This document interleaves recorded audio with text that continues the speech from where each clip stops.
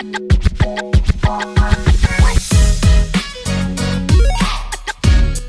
what's up? It is September 15th, Friday night, and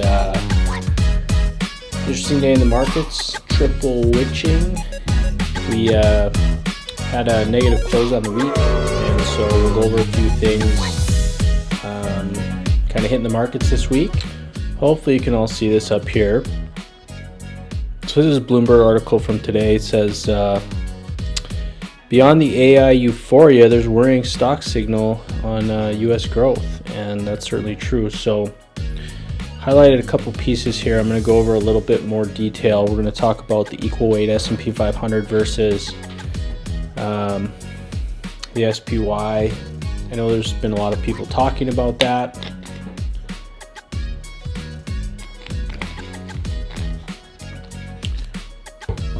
And we'll look at the difference with the equal weight versus SPY over prior periods, kind of compare what we're seeing there. But the equal weight's only up 4%, so it's underperformed quite substantially. And you see the Russell 2000 is down relative to the Russell 1000. I think Lizanne Saunders from Schwab, she had pointed that out in a tweet this week as well.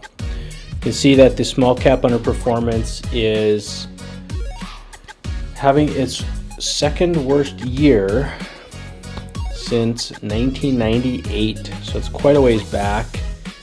So the question is why? Why is that happening?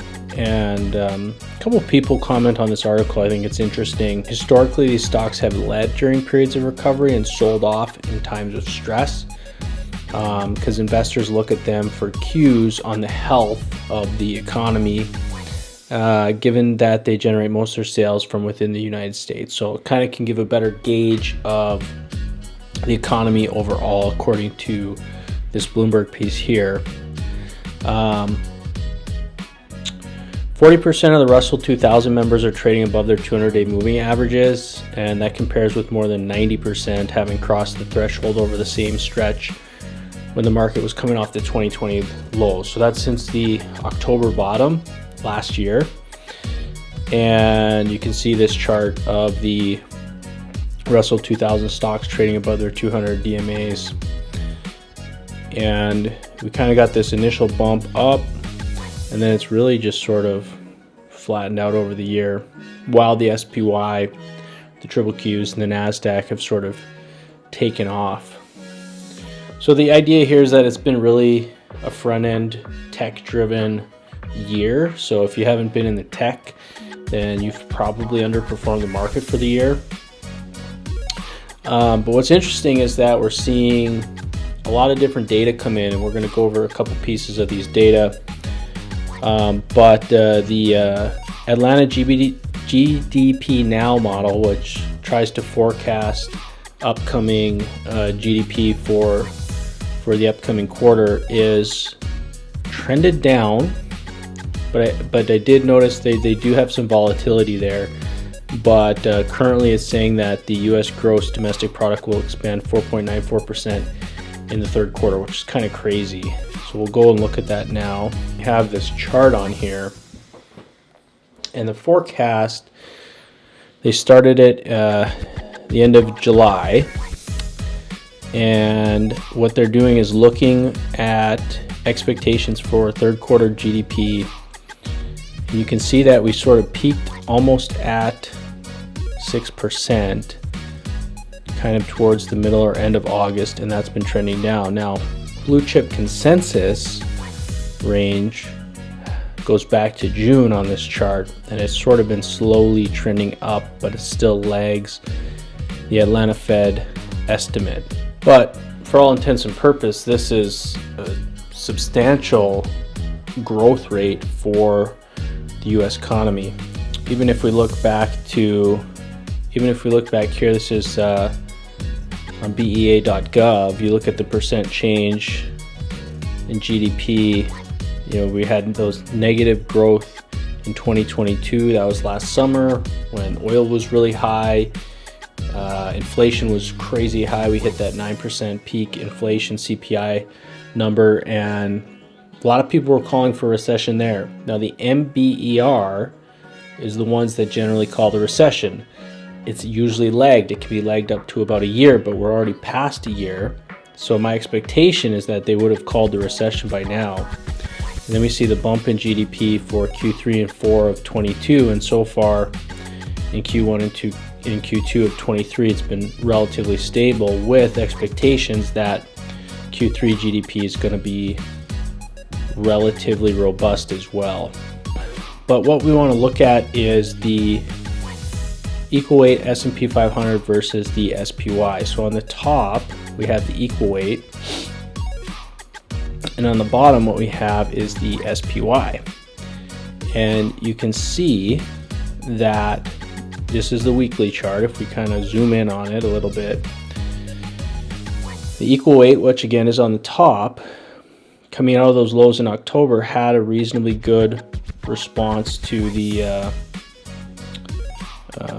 breakout, I guess what you'd call it if you're arguing this is a new bull market, but then we've really flattened out.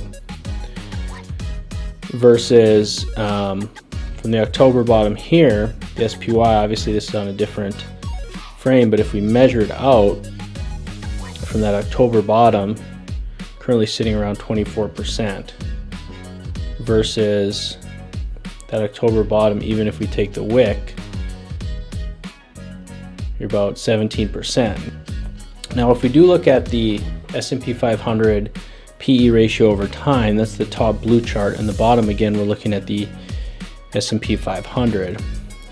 If you kind of look back through periods, we know that the S&P 500 peaked in late 2000, and at that time we had sort of an initial spike in the PE up to about 34, call it, and that was sort of getting towards the end of that bubble. Earnings started to trend down, and then price peaked shortly after, and then you get a spike during the recession as earnings drop. Again, we kind of bottom out our PE here around 16 and 06, starts to climb up again. Right around the peak we get to about 22 right before the great financial crisis, and then again you get this big drop off and a big spike in the PE. And similarly, going into 2020, we had a PE ratio around 23, 24. So generally speaking, if you're looking at bottoms, around August, September 11, you have a PE ratio around 13.5. You have a nice, pretty consistent run up on the SP 500 from there. If you look back to December 94, similar finding. And if we zoom in a little bit more, after the after the crash in the tech bubble, you actually saw sort of a continuation down in the P ratio, and it actually didn't bottom until closer to midway to closer to the peak of before the great financial crisis. So all that's really telling us is that, okay, if we look at this historically over a long period of time, dating back all the way to the 70s, we're definitely at a higher ratio, but we've sort of been running at a higher ratio since the early 90s. And so I'm not sure, or I should say I'm not convinced that we're not going to sort of fall into, this higher P ratio over time moving forward. I'm not quite convinced that we're going to have sustainable P ratios on the S&P 500 with the new industry, the tech, the AI, everything driving this market nowadays, that we're going to have sustained markets around 15. Before, when you were looking more at materials, industrials, healthcare, and things like that, those PE ratios still run much lower than the tech, but because we're so tech heavy now, I kind of expect this PE ratio to run high. So kind of putting that together with the high PE ratio, people are saying stocks are overbought. People are saying that we're expensive, Probably relatively so to some degree, but again, I don't know how much cheaper we're going to get outside of another big crash. So certainly you'd like to kind of buy in closer to this, upper teens, around 20 on the SPY, but we'll see. I do think because of the tech industry nowadays, that P ratio is going to run a little bit higher. If we do look at the SPY, we'll switch it over to a candle chart here. And again, this is not, hardcore technical analysis by any means, but if we kind of add in the RSI here, you can see that our RSI peaked about a month and a half ago or so in July, and then we've sort of been consolidating. And right now, the weekly RSI is only at about 57. So that's not really overbought too much on the weekly, and even on the daily, we've actually come down below the 50. And again, we peaked kind of back here in July. We had a prior peak in June, so we kind of peaked in the summer, and we've been able to consolidate at reasonably stable prices while the RSI has come down nicely. And so, with the RSI being below 50, we're trending closer towards neutral territory. And so that to me says that, I'm not convinced that we're topped out and that we're trending down.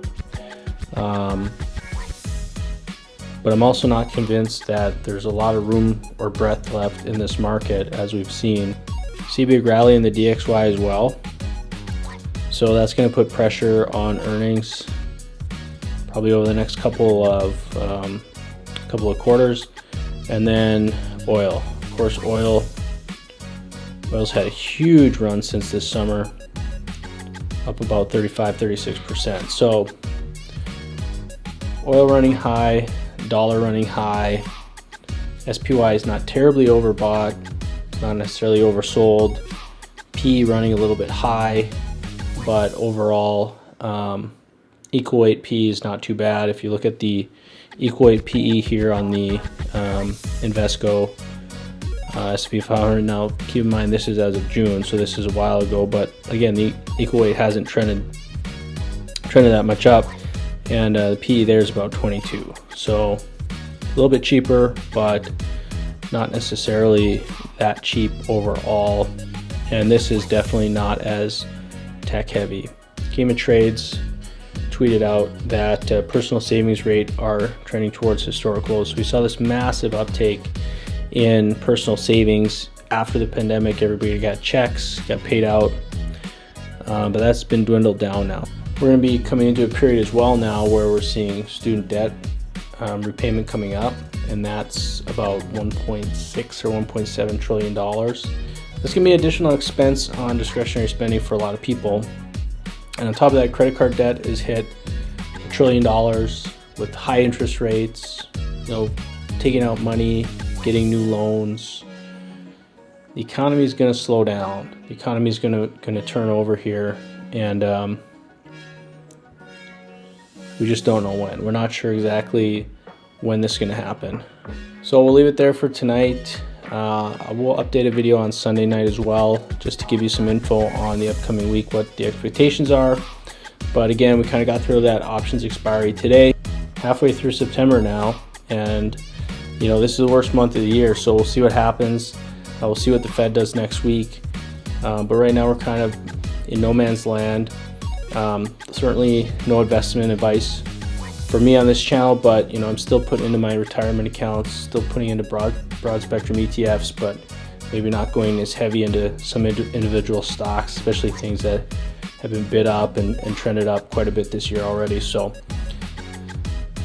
not too bad so far. We'll see how how oil prices trend into next week. We'll see how the dollar responds. We'll see what the Fed does, and then we'll go from there. Thanks for watching. We'll see you next time.